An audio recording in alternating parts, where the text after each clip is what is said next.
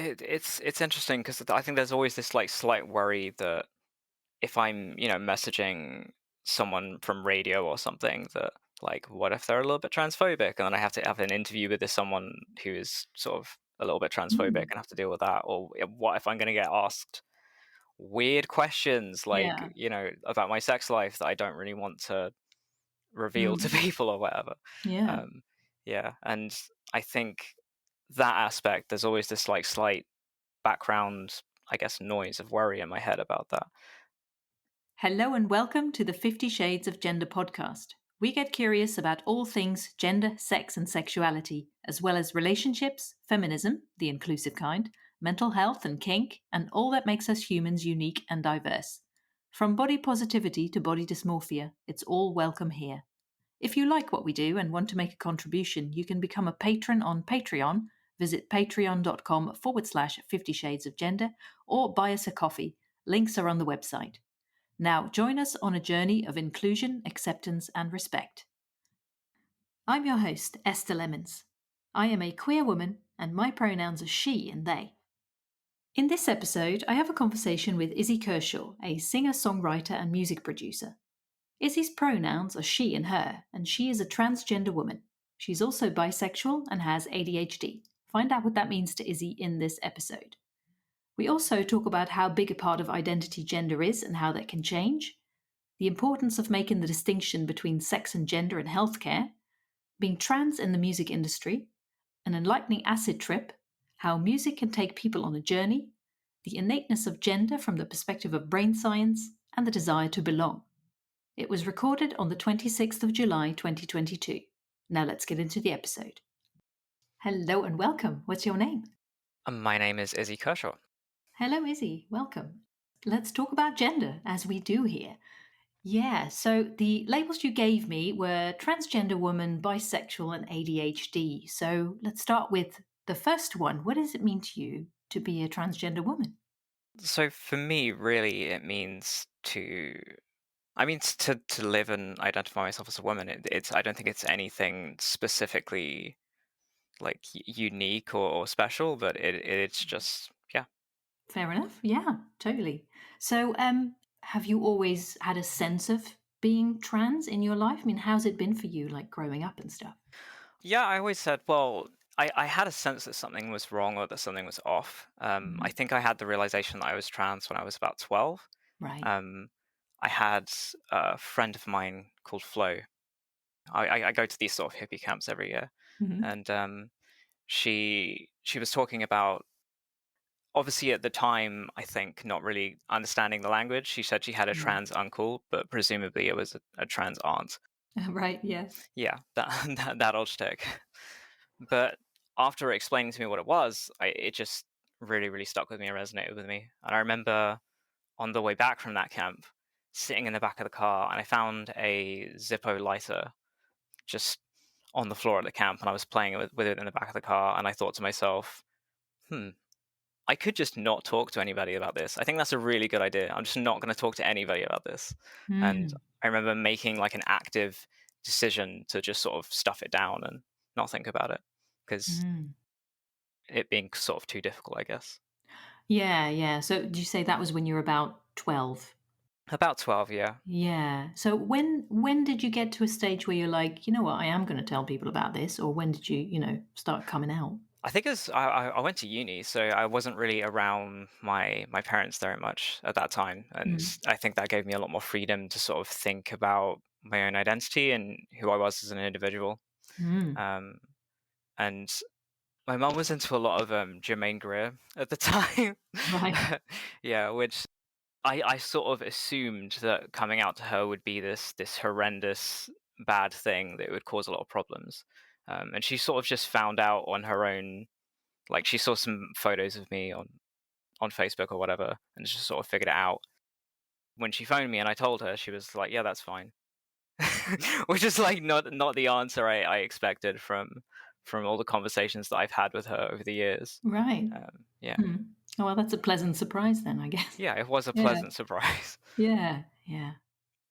So would you say, actually, yeah, I was just wondering, actually, how big a part of your identity would you say gender is? And has that changed over the years? I think it has actually become less and less over the years, a big part of my identity. I think at the very beginning phases of my transition, it was very sort of all encompassing, I think would be the best way to describe it, and very much at the forefront of my thoughts at the time. But I think as life has gone on, it's just become one little tiny extra part of who I am rather than necessarily a huge, huge part of who I am. That's interesting. So I guess maybe it sounds like the more you were accepting of yourself and sharing that with the world, the less of a big deal necessarily it maybe became. Yeah, no, totally. I think Yeah. that's absolutely it. Yeah. Interesting. Wow, I love that. So you mentioned in your email that you don't consider yourself female. So I wanted to talk to you a bit about the sort of difference between male and female and then man and woman. So how does that fit together for you? To me, it's just like I don't want to say like, oh, it's just a scientific standpoint because I think people use that sort of phrase in a really bad way. But for me, it's just from what the definition of sex is, it's sort of a I think what is 5 or 6 characteristics. I think it's 5 characteristics, where it's your chromosomes, your primary sexual characteristics, your secondary sexual characteristics, the gametes you can produce, Hmm. and there's one more. Oh, your primary hormonal state, and those Hmm. 5 characteristics define what someone's sex is. So technically, as a trans woman transitions, they do change some of those core aspects of like the 5 core aspects of what makes someone's sex their sex. Hmm. So in a way, they are actually physically transitioning their sex, but it needs to pass a certain threshold for it to actually be considered either one side or the other, because they take into account the amount of characteristics on each of these 5 angles.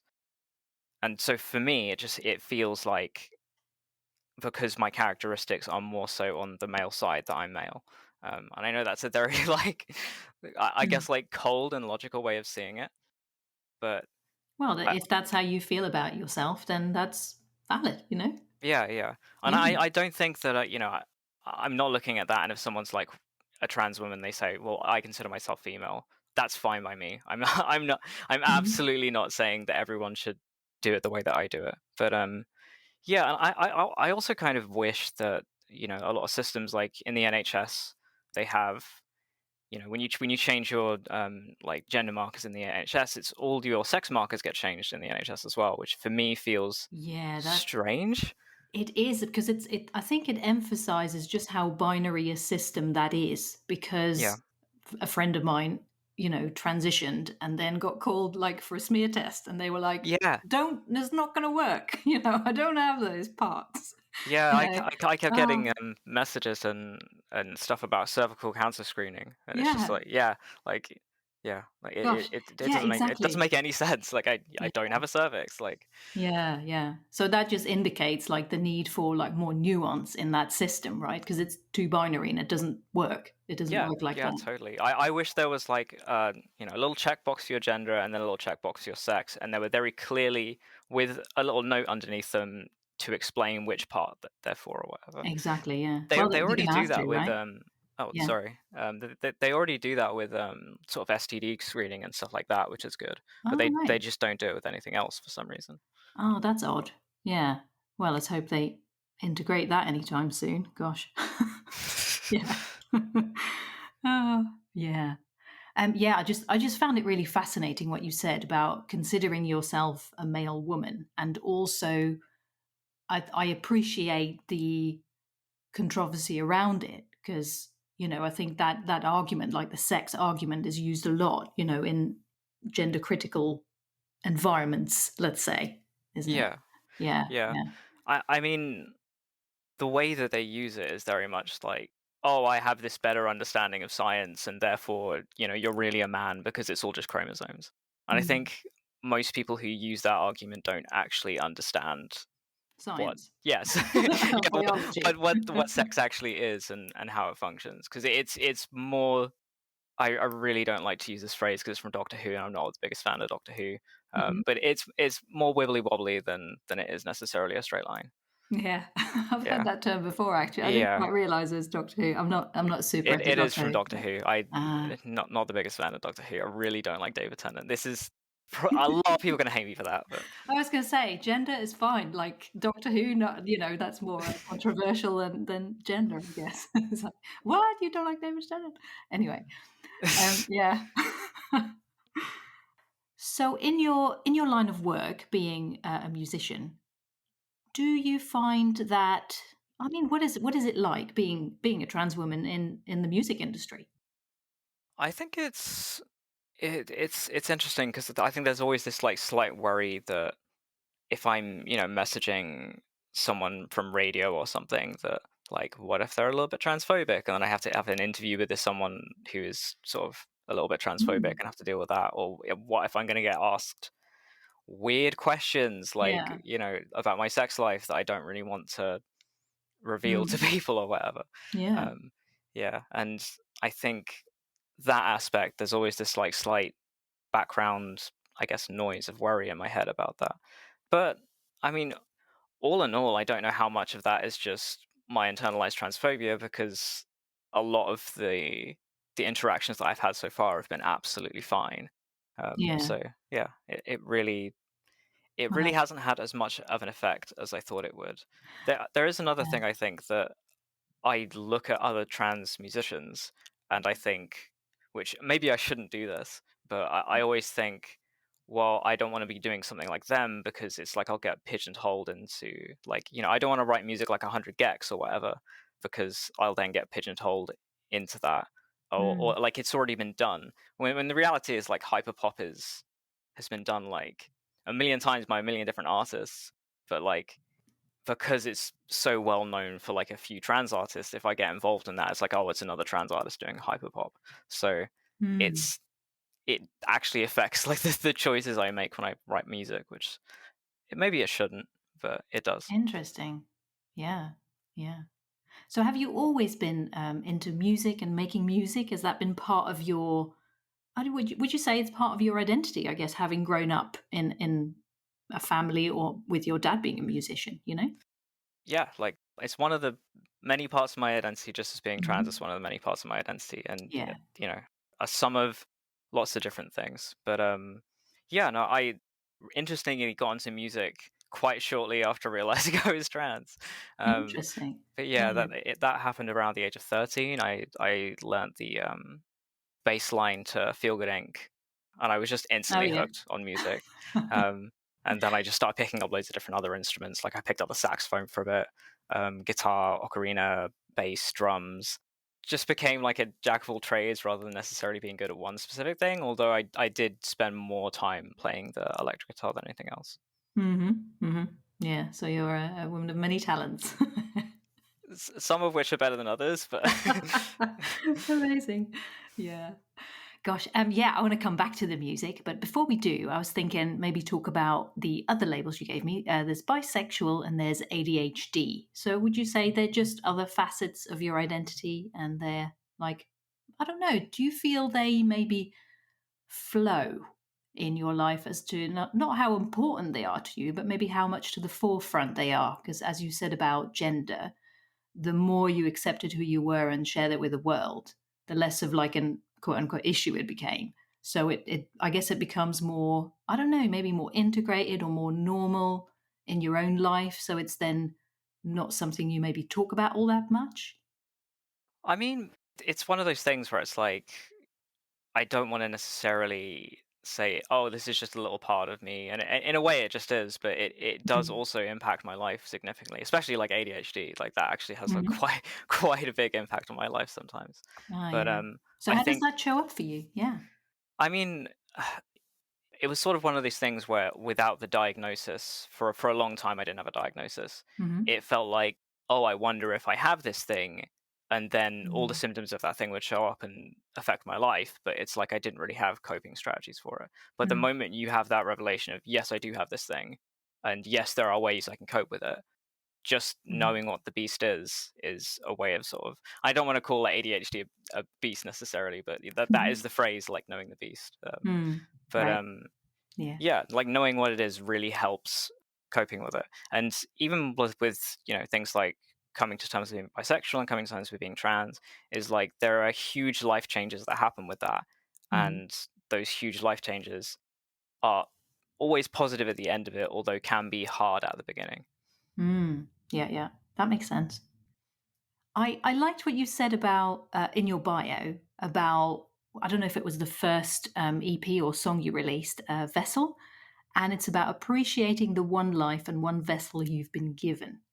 So did that coincide with your transition journey, as it were? It really did, yeah. Like just after I came out of university, I had this bizarre acid trip, where I had a Mhm. lot of sort of revelations about myself, and Interesting. one of which it really felt like I was just piloting like this sort of like fleshy, almost like robot that I was just sort of inhabiting. And when you're having an acid trip, it's like you can sort of feel everything in this really sort of like bizarre way, and you're very aware of it. And it made me really realize that like this is the thing I'm inhabiting, and this is like the one like body that I've been given, and Mm. yeah, I'm not going to get another one. So Yeah. like even if I'm not happy with it in certain ways, like with sort of gender stuff, Mm. um, I have to have some sort of gratitude and appreciation for it being there, and Mm. yeah, so that was the main thing with it. And also there was this interesting thing that happened when I was in the bathroom and I was looking at a box of hair dye that my friend had. And I looked Mhm. at this box of hair dye and I thought, oh, that's a man on the box of hair dye, because when you're on acid, like things look a bit like sort of different. And as I was changing my perception of what I thought this person was, the gender of this person would change as well. And Mm. I sort of realized that I was sort of doing that to myself in the mirror. That every time I was feeling bad about myself and I was looking at myself in the mirror, that Mm. I think, oh, I look like a man. I'm never going to look like a woman, and all the Mm. like stupid thoughts that go around your head or whatever when you're having those issues in gender dysphoria. Yeah. Um, it was something I was doing to myself, like with my own brain. And I Mm. think that realization that I don't when that's happening, that I can come up with coping strategies to actually like be like, okay, well, this is how you're feeling like today. Maybe let's stop looking in the mirror. Let's go do something else. Mm. And yeah, like I think that one little acid trip was really, really, really beneficial for me. Wow. Yeah, Yeah. sounds it. I mean, I've got one of my cousins went on an ayahuasca trip last year, I think, and that was in, I don't know, it was in South America anyway. Like the country itself escapes me, and yeah, he talks about, he actually started a podcast with three other people that he met there, and they just talk about that, how they describe their trip is just incredible, like absolutely life changing stuff, like for all of them. Their podcast is called Mama's Boys, without the apostrophe and Mamas, for those who want to look it up. I thoroughly recommend it. It's very wholesome. And yeah, it sounds a bit like what you're saying. Yeah. Yeah.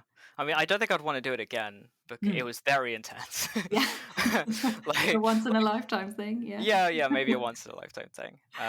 Yeah. But like, Yeah. yeah, I feel like there's only so many revelations you can have with experiences like that, and I think it Yeah. could get very easy in getting caught up with, oh, I found out something new about myself. Let's do it again. I can find out something new about myself, and I think Yeah. that route can be quite dangerous. I think. Mm. Yeah, maybe if you're getting into maybe an addictive space with that, like being like chasing this new, I don't know, level of existence or whatever. I don't know what you Yeah. might want to call it, Yeah, but because I mean, when you're having that experience, it does feel like you're constantly reaching for like some kind of understanding, that you're mm, almost grasping something and not quite. And I think that feeling could be quite addictive. So, which is why mm. I think I've stayed away from it ever since. Yeah, that's fair enough. Well, it sounds like it unlocked a lot for you. It did. Yeah. I think the one experience was good. Yeah. Yeah, yeah, yeah. So how has that sort of gone forward in like your musical journey and your gender journey, and how's that sort of been evolving? Well, I think all of those life experiences with my music journey like heavily, heavily, heavily influence my music. Mm. Like I often like to write about the times that have been really difficult for me, but I can Mhm. only really write those in a space where I'm feeling good about myself, or I'm feeling good about how life is going in general. Oh, interesting. And So you kind of have to come out the other side yes, I think first. if I wrote things in the moment, it wouldn't there would be too much going on in my head for it to really come out coherently. And Mm. I think I have to have time and space away from the event or whatever that event was, Hmm.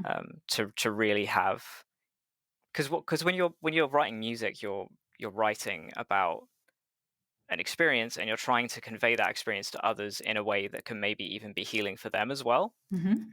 So I want to be at a place where I feel like I've healed from it in order to actually write about that piece, because otherwise it can just be sort of this downward spiral of sort of negativity. And Yeah. some of my music does have that negativity, but there's always that twist of, here's maybe how it can be better.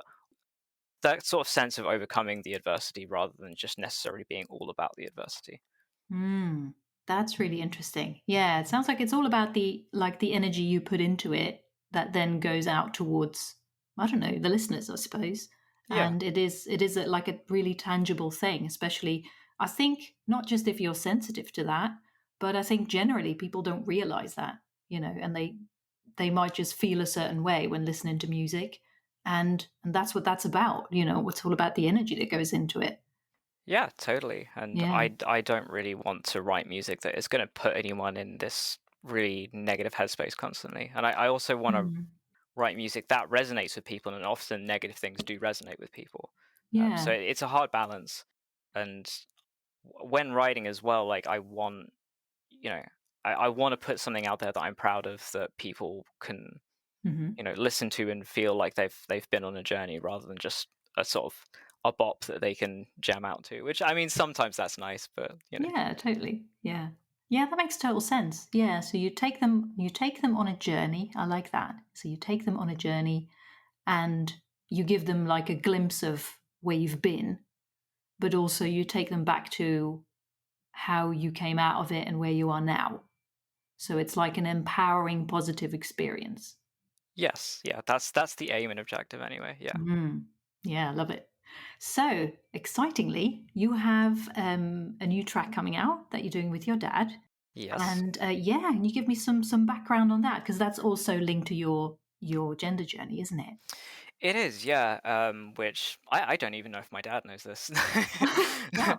But yeah, like basically try and, because as I was saying, like writing about I had the hard times and stuff.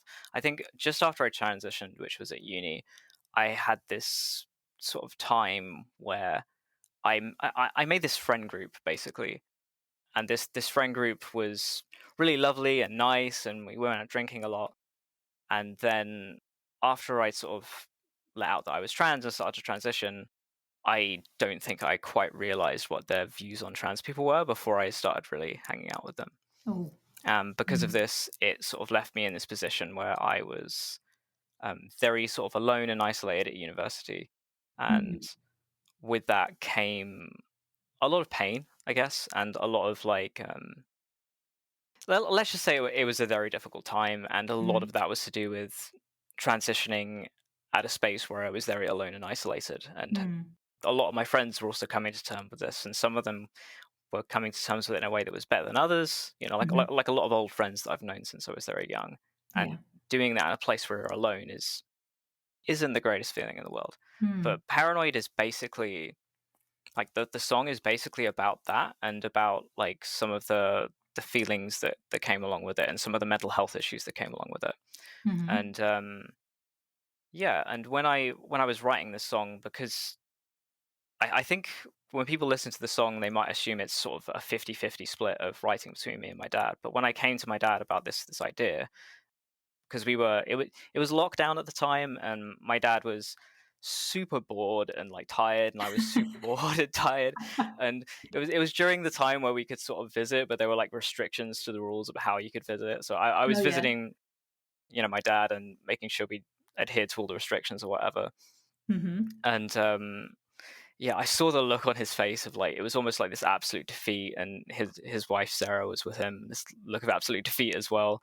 Like Mhm. the lockdown really got to us, I think. Mhm. And I just thought to myself, well, we're both bored out of our mind. What can we do? Maybe we could.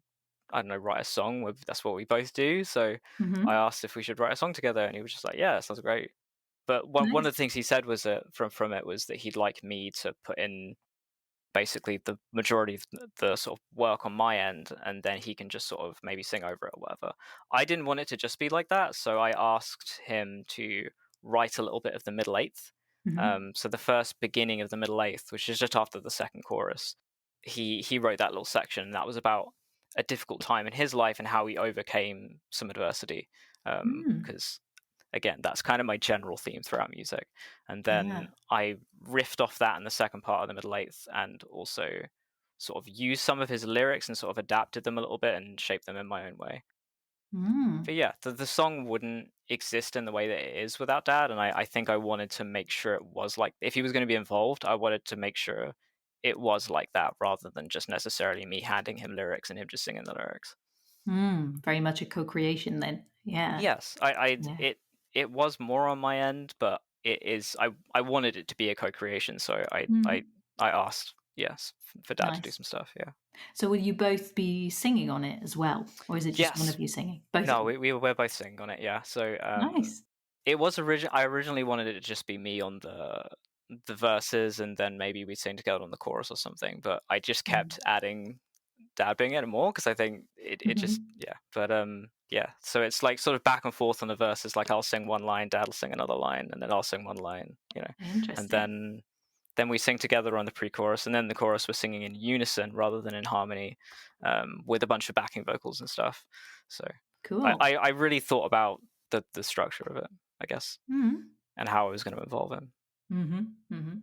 Yeah, it sounds very different than your it's not like a duet necessarily, is it? It's like a different kind of vibe, I suppose. Yeah, I definitely didn't want to make it sound like we were singing to each other. I wanted it to sound like we were singing about a similar sort of experience. Mhm. And I wanted to make it more general than necessarily specific to my experience. Because I think if I made it very specific to my experience, I don't think many people would resonate with it. But yeah, Mm. I wanted the song. I wanted the lyrics to sound like if someone listened to it, they can apply their own life experiences to it rather than necessarily just my life experiences. Amazing. Yeah. So that song is out very soon, isn't it? It is out on, yeah, it is. It's out on August the 10th Amazing. And it's on all called? major streaming platforms. It's called Paranoid, and that's Mhm. with me, Izzy Kershaw, IZZYKERSHAW, and my dad, Nik Kershaw. Um, Nice. Yeah. That's so cool. I look forward to hearing it. It was so interesting, right? When you obviously I've known you from around in Norwich for a little while, yeah. and I just never even made the Kershaw connection. And then when you talked about doing a song with your dad, I was like, oh, that Kershaw. Yeah, It yeah. was I mean, so funny. it's quite a common name, so I think Yeah. when people when I was younger, it was very different because I think a lot of people knew the association Hmm. a lot more because it was closer to the 80s. But nowadays, Yeah. when people hear the name Kershaw, they're just like, oh, okay, Well, it's that's just a, a name, yeah, right? it's just name, yeah. Yeah. It means Yeah. to live on a house on a hill. Does it? So yes, which is not Where that does it? interesting. I don't know why I mentioned No, that. that's interesting. I find it all very interesting. So where does it originate from then, the name? I think it's British. I'm Okay. pretty sure it's British, but don't quote me on that. Hmm. Um, Yeah. yeah. Cool. I mean, what was it like growing up with like a pop musician like, and a popular one, in the 80s for sure, as a parent, like how was that? It was not as glamorous as I think people would imagine. Yeah. Um, I think I remember the time I actually found out my dad wrote music because at the beginning it was. I Oh, think I right. was like 5 by the time I actually figured out I'd asked him what he did, and when he told me, and I was like, oh, I was very excited at the time because I was like, oh, Yeah. that's really cool. Yeah. Um, but yeah, like I didn't like the fact that whenever someone tried to make friends with me, there would always be at the end of it almost like this question of like, "Oh, can my dad get an autograph from your dad?" or something. Yeah. And it Yeah. felt That makes like sense. when people were trying to make friends with me, I didn't know if they were doing that because of the Mhm. association with my dad or if they actually genuinely liked me, which was Yeah, that's a bit shit, isn't it? no, yeah, yeah, it is. It was quite difficult having to Mm. deal with that, and I also had this sort of bully who bullied me for years and years and years when I got into secondary school. I mean, years and Mm. it felt like years and years. Of course, there's not that many years in secondary school, but Yeah, um, enough though if you're being bullied. Holy shit. yeah, yeah, Right? enough. Yeah. And one day I just asked him. I was like, "Why, why specifically me? Like, you pick on me almost more than anyone else in the class. Like, I don't get it." Mm. And he just kept talking about how my life must be perfect, and it's like Mm. it was almost like he had these excuses in his head as to why he should bully me because who my dad was. And then I found Mhm. out from this guy that he he basically didn't know his dad, and he didn't really like see his dad very often. And because Wow. of his pain and his trauma, he Mhm. was sort of taking that out on me. And I Mhm. felt really, really sorry for him after hearing that. But then I told him, like, Yeah. I only see my dad every other weekend. And I think that kind of blew his mind a little bit. Wow. Yeah, Because yeah. yeah, because I don't think he had any idea. He just sort of assumed all these sort of grandiose ideas of what my life was like and how I was living. And then Mhm. when he found out that my parents split up and I only saw my dad every other weekend, it was just like the Mhm. rug had been pulled up from under him. Like, So yeah, yeah, it was did odd. it change then? Did he stop bullying you or The bullying did slow down, but I never figured out slow down? what. Yeah, I never figured out if it was that conversation or if it was. There are Yeah. a few things that could have potentially slowed it down, but yeah. Yeah. Gosh, how interesting. So have your parents always been supportive of your, well, gender and journey and transition and all that stuff? Yeah, I think there have been a few misunderstandings, Mm. but overall very supportive. Yeah, no, I mean they've Amazing. been great. Yeah, they've been like great with it. Like I That's really think, awesome. yeah, no, that Mhm. I couldn't hope for more really. But yeah, Nice. That's good. Yeah. Is there anything that you'd like to add that we haven't talked about yet? there is like one sort of, I guess, I always want to have conversation with this people about this because I feel like it's something Mhm. that doesn't pop up a lot in conversations with when I have conversation with trans people about gender. Do you know Okay. about the Stria Terminalis study? I'm not sure. Say more. Interesting. So like I feel like this hardly ever gets mentioned in whenever Mhm. there's conversations about like sex or gender, and it almost always gets sort of tackled from a sort of sociological standpoint. And Mhm. there was this study has been done years ago, and it's been replicated like near hundreds of times, Right. and where basically they study the brains of trans women, homosexual men, cisgender men who are heterosexual, and cisgender women who are heterosexual as well. Mhm. And it's a bit of a like I think a lot of people have a hard time navigating this study because people don't like to think about the idea of brains being sexually dimorphic. But this Mhm. one aspect of the brain is a very very your stria terminalis is basically a a very very tiny minuscule part of the amygdala, which is sort of your reptilian brain. Mhm. And inside that tiny minuscule part of the amygdala is the bed nucleus, and the bed nucleus inside that is sexually dimorphic in men and women. So it's not Mm. really like it's not like one would make you better at multitasking or one would make you better at maths or anything silly like that. Uh, Yeah. but Stereotyped, yeah.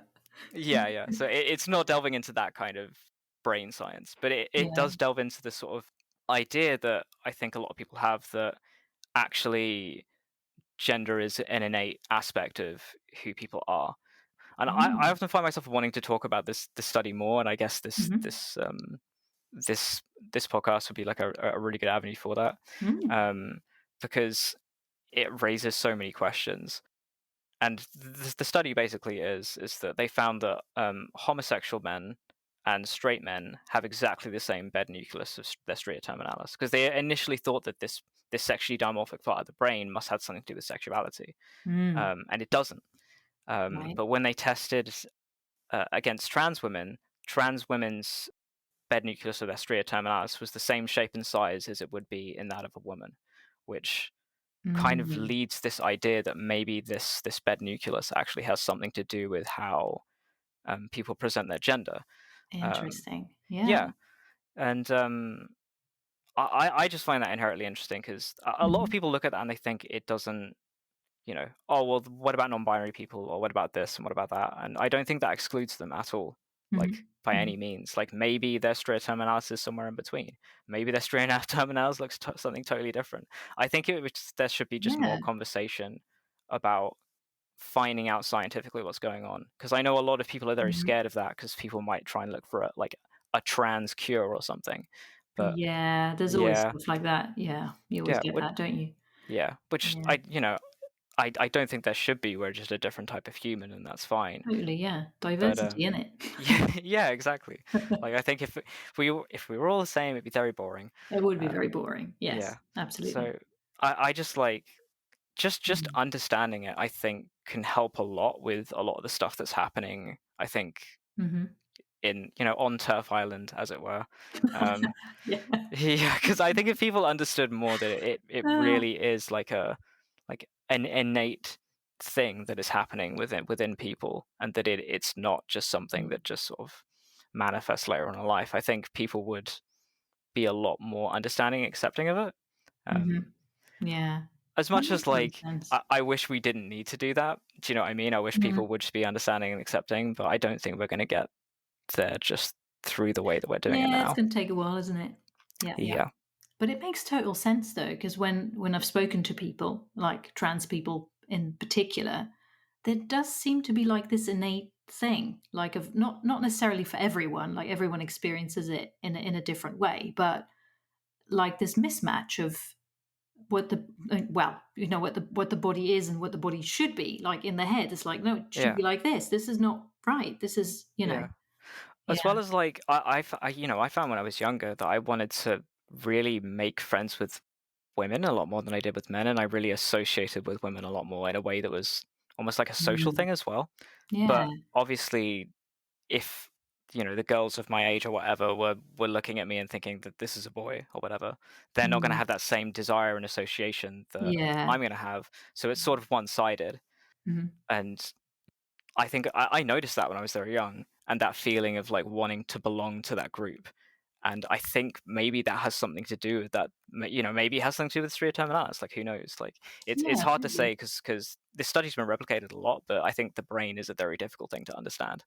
Oh, definitely, yeah. Yeah, Yeah, and it's and obviously I'm not certainly physical. not a neuroscientist, so Same here. Yeah, I'm not a scientist, but, yeah, and it's obviously goes beyond the body as well, like how you feel like this innate sense of self that we all have, and how aware we are of it perhaps, and also, like, what conditioning and socializing has done to it, because I think it might take us a while to really rediscover who we are under all that baggage that we've all got, accumulated. But yeah, I think we're there. We're all there somewhere underneath all that. yeah, okay, Yeah, yeah, cool. Well, thank you so much for sharing, Izzy. no worries. Yeah. Thank you so much for having me on the show. It's been really lovely. You can find out more details on the website at 50shadesofgender.com/Izzy, where you can also read the transcript. And you can find Izzy on Twitter, Facebook, and Instagram at Izzy Kershaw UK, and her music on Spotify and Apple Music. Links are on the episode page. Her new song, Paranoid, with her father Nik Kershaw, is out on August 10th. Thank you for listening to the 50 Shades of Gender podcast. You can find us online at 50shadesofgender.com, on social media, and on YouTube. Again, if you'd like to support us, please consider becoming a patron on Patreon. Visit patreon.com/50 Shades of Gender or buy us a coffee. Links are on the website. We hope you will listen again. Until then, stay curious and open minded. Yay! Yay. How was that for you? Yeah, I think that was fine. I think I covered everything that I Oh, think I would have wanted to cover. Yeah, this amazing. is this. Is, I like the way you do this. It's quite relaxed. Like I was Yeah, quite nervous coming in. I think yeah, yeah, yeah, like that's fair enough. you do it in quite a relaxed way. When I had my Thank you. radio interview with BBC Suffolk, like this I think it was last week, wasn't it? Yeah. I was just like was like borderline having a panic attack. Oh, no. I was just like trying to keep it under wraps. Yeah, that um must be like, yeah. Because it's like, oh, you're gonna be live on air, blah blah blah blah blah, and then all of a sudden the radio's playing and you that's hear Wayne Babbitt different. talking. You're like, okay, Yeah. yeah, Oh, no, that's so different. I did a live radio thing to do with Pride. I don't even remember when it was, earlier this Yeah. year or last year or something. And I was like, oh God, because it's like you can't edit it. It's like, Yeah, the no, it. nerve-wracking, yeah, Yeah, yeah. it is really like, yeah, I w one just one sec. Am I yeah, allowed to talk about things like having an acid trip on this? totally. Yeah, you Cool, talk about whatever you okay. want, as long as you're Um, happy for other people to know it too. okay.